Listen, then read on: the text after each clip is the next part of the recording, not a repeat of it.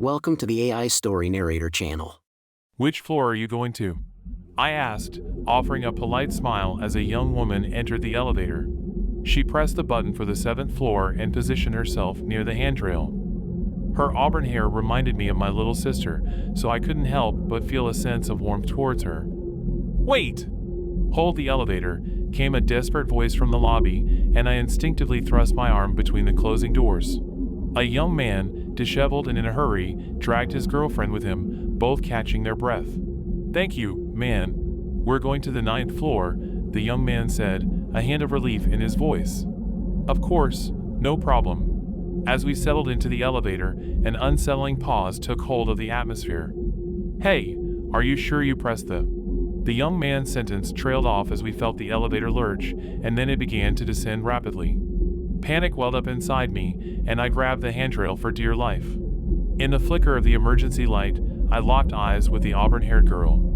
Her expression shifted from fear to acceptance as we continued our plummet into the unknown. It was over in mere seconds, but it felt like an eternity as we crashed. The impact sent us sprawling on the floor, disoriented and shaken.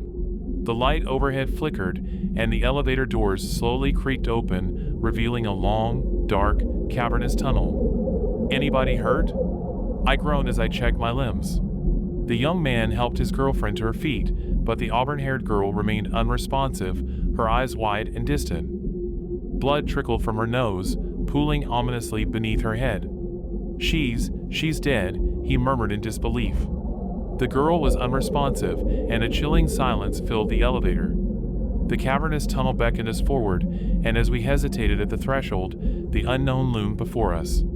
Abby, the young man's girlfriend, finally broke the silence. "What do we do now?" she asked, her voice trembling. Ben, the young man, nodded and tried to console her. "We need to call for help. But does anyone have a working phone?" My iPhone 7 was practically useless, but Ben's new iPhone 15 provided no signal. We were cut off from the world. "Any bright ideas?" Ben looked at me. I spotted a black phone symbol among the floor buttons. "This might work," I said and pressed it. A harsh static noise pierced our ears, and the system died. "Great, just what we needed," Ben grumbled, the stress taking its toll. In silence, we contemplated our options. That's when Abby pointed out the most pressing issue, the looming, cavernous tunnel before us. "Well, there's that," Abby said, her voice quivering as she gestured toward the dark expanse. We were left with no choice but to venture into the unknown. As we proceeded, the tunnel's jagged walls eventually expanded into a large, eerie chamber. The scene before us was nothing short of surreal. The chamber was perfectly rounded with an intricately carved pentagram, torches shedding an unnatural orange glow, and a wooden door at the far end. Ben suggested knocking on the door, but the creaking of its slow opening left us unnerved. The room revealed an unsettling altar adorned with a severed goat head and other occult paraphernalia. Something was wrong. The altar room shouldn't have existed under a hotel, and the torches defied logic by staying lit. We cautiously moved forward, but Abby's sudden scream brought us face to face with a sinister figure, a cloaked woman with a knife pressed against her throat. The woman declared her intention to claim Abby's soul, and Ben offered his own life as a trade. But just when it seemed the situation couldn't get any worse, I revealed the truth. I was a demon hunter. The woman, Proserpina, had fled hell and taken possession of the old woman from the elevator. With a vial of holy water, I disarmed her and ultimately vanquished her.